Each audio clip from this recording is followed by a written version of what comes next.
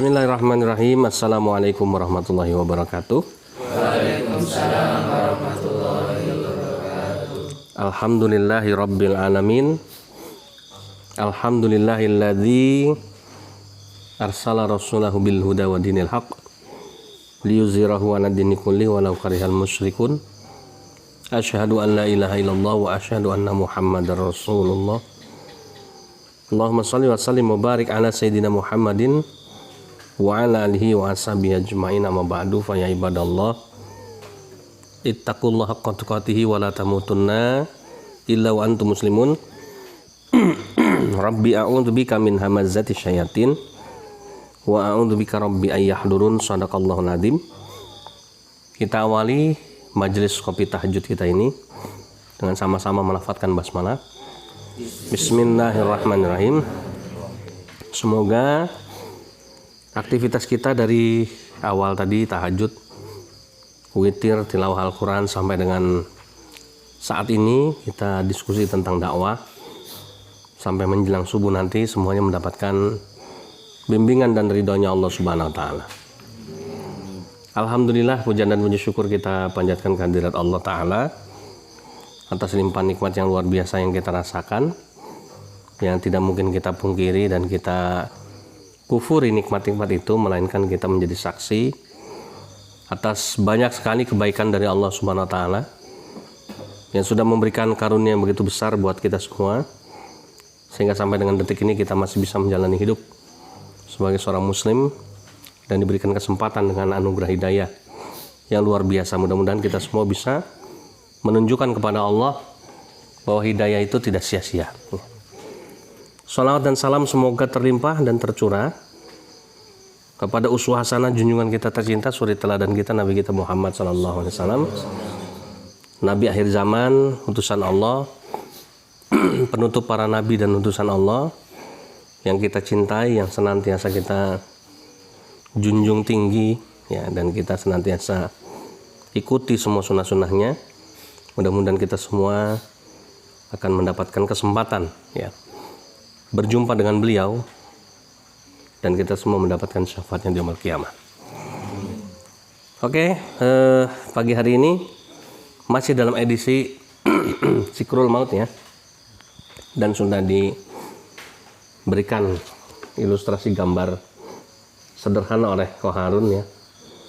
Judulnya apa, Mas Edo? Mati suri, ya. Kita udah sering dengar nih, ya, ada istilah mati suri. Gambar pertama sisi sebelah kanan itu ceritanya ada orang yang sudah mati, ya.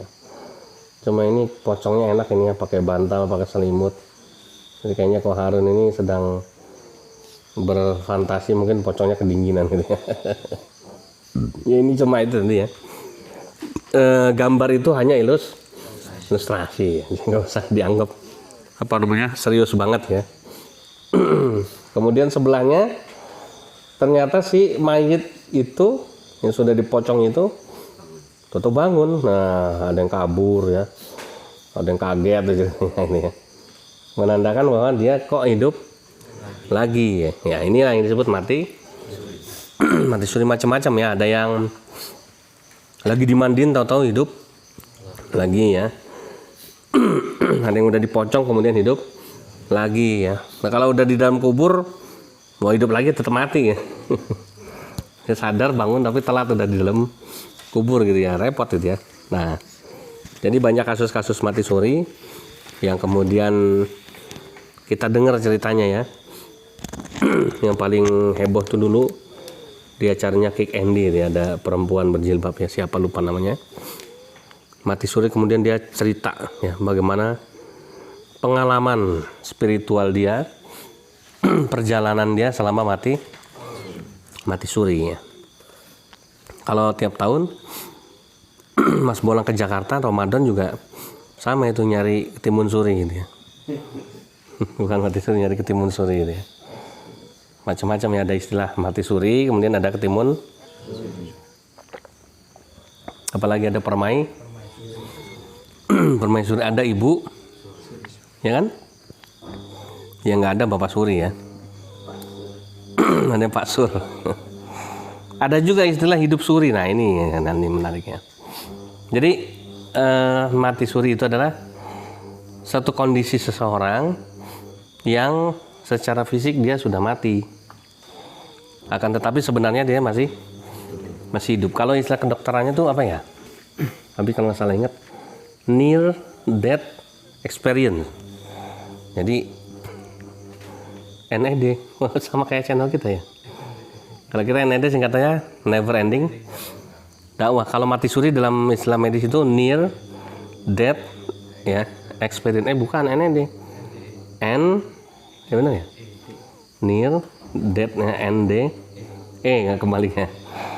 Jadi near-nya itu kan dekat, death itu kematian ya, experience.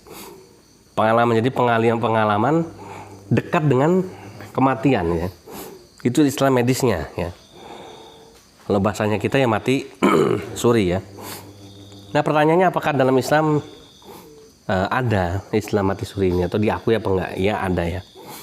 Nanti dalilnya kita bisa baca, udah disiapin Mas Arif nanti kan baca terjemahannya. Jadi nyawa itu ibaratnya diikat sama Allah dengan dua sisi ya. Ada dua ikatan ya.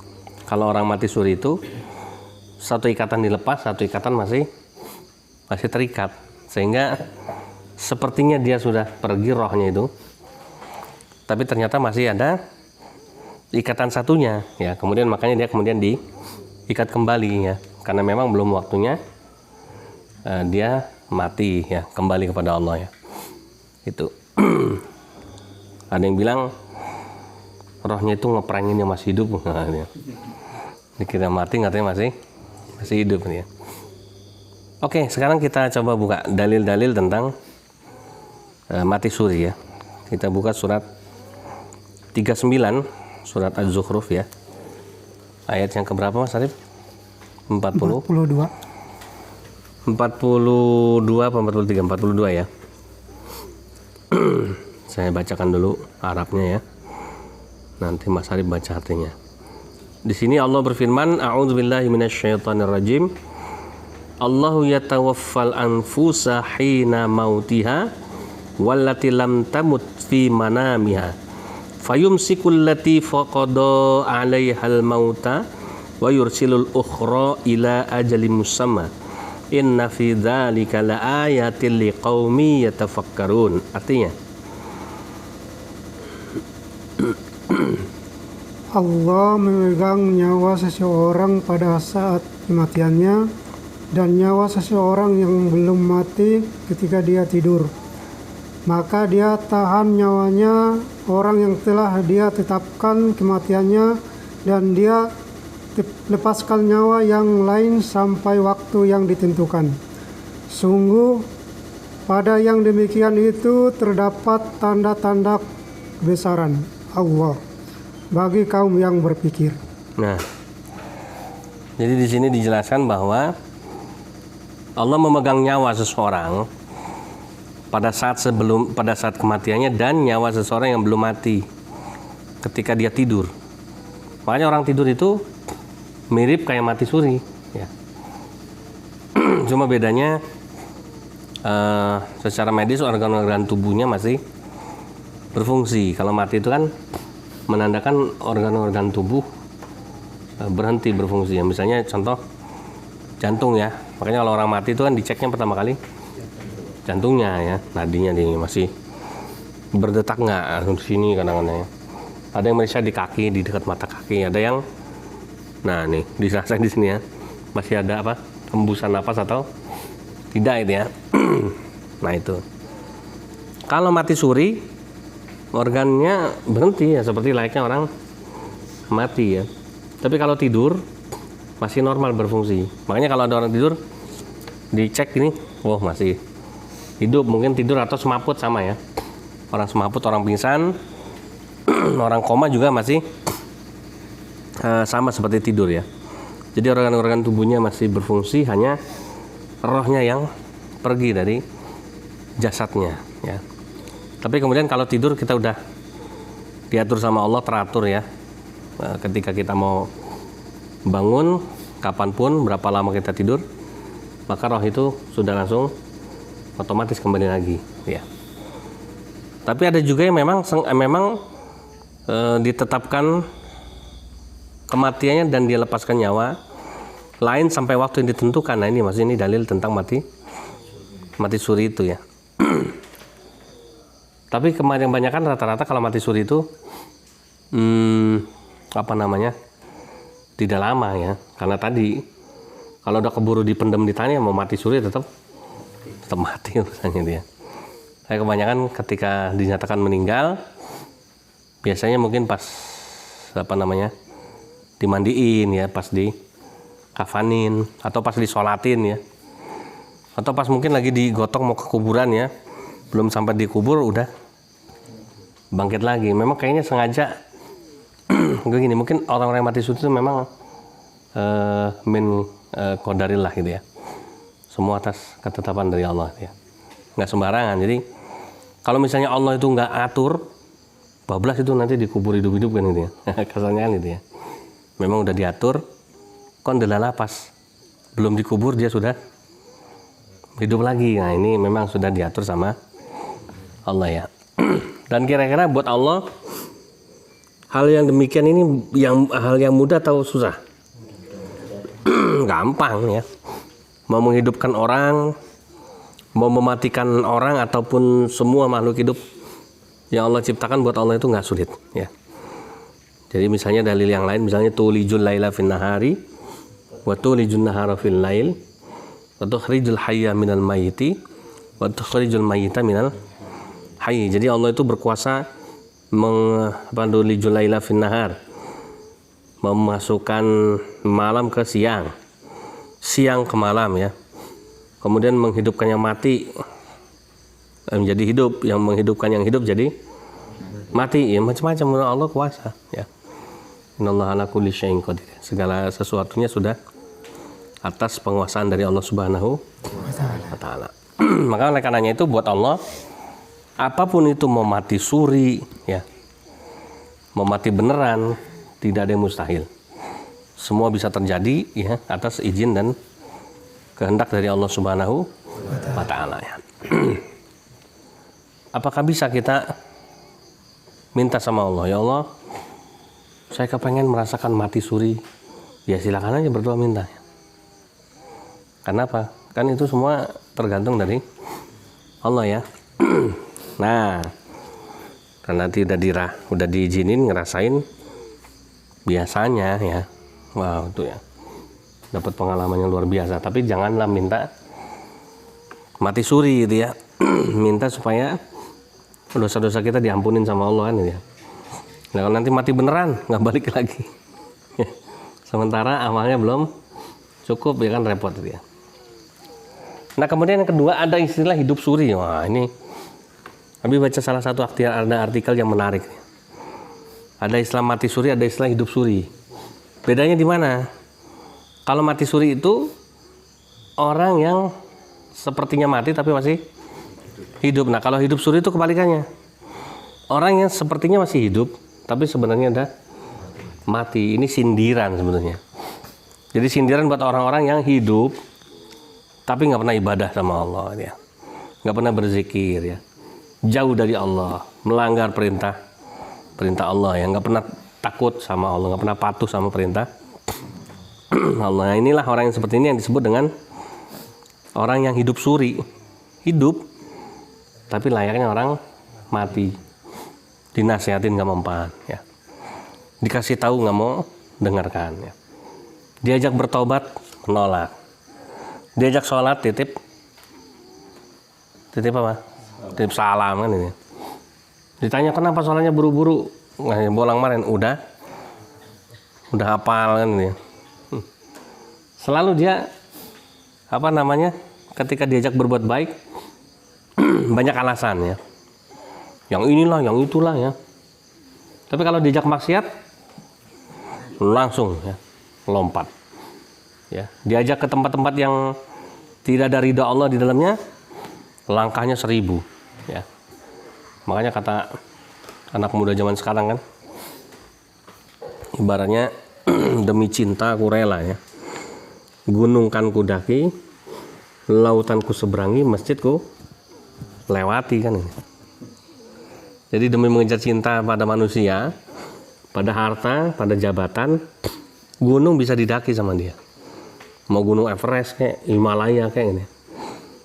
Mau apalagi cuma gunung mana? Merapi atau Merbabu ya, enteng ini. Lautan kan ku seberangi. Mau samudra Hindia ya, mau samudra cinta ini ya. Dilewatin di Sibolang demi cinta. Tapi masjid di depan mata dilewati juga ya. Nggak pernah tahu ke masjid ya, tidak pernah kelihatan sholat berjamaah. Oh mungkin di rumah sendiri, di rumah juga bablas, nggak pernah tahu kelihatan sholat. Numpang sholat di rumahnya ngambil sejadah lama banget. Itu udah ciri-ciri tuh orang nggak pernah sholat tuh. Minjem sejadah dong, saya mau numpang sholat. Nyarinya lama amat, kayak nyari harta karun. Lupa nyimpennya, udah lama nggak pernah dipakai kan gitu. Ya. Sekalinya ketemu kita pakai gelar begitu sujud tuh. Ya. Apa? Bau kencing? Nggak, kencing kecoa. Gampang, nggak mungkin tikus lah. Tahu ya bedanya? Kita kan bisa ngerasain tuh sejadah yang terawat ya, yang dipakai dengan sejadah yang nggak pernah dipakai. Mau butuh sujud, waduh, nggak betah. Cuma baca sekali doang, subhanarabbil a'la wa bihamdihi dah. Ngebut buru-buru Allahu Akbar. Sambil nahan napas, nahan bau ya. Nahan napas ya. Begitu sujud tahan napas dulu. Subhanarabbil a'la wa bihamdihi, subhanarabbil a'la wa bihamdihi, subhanarabbil a'la, Allahu Akbar. Saking baunya itu sajadah karena lama tidak dipakai. Nah ini ya, orang-orang seperti ini yang disebut dengan hidup suri ya. Atau istilah lain itu seperti mayat hidup ya, la yamutu wa la yahya ya. Enggak hidup enggak juga mati. Dibilang hidup ya mati sama orang tega ya. Kejam ya, sadis. Gampang menzalimi orang lain ya. Tega makan teman sendiri ya, sama saudara sendiri, tega berbuat curang ya misalnya ya. Sama orang tua berani durhaka ya. Sama tetangga sendiri nggak akur ya. Nah ini yang seperti ini yang menyebabkan ada istilah hidup suri ya. Nah oleh karenanya paling penting bagi kita ya, seperti Mas Ipin yang sudah diniatin ya.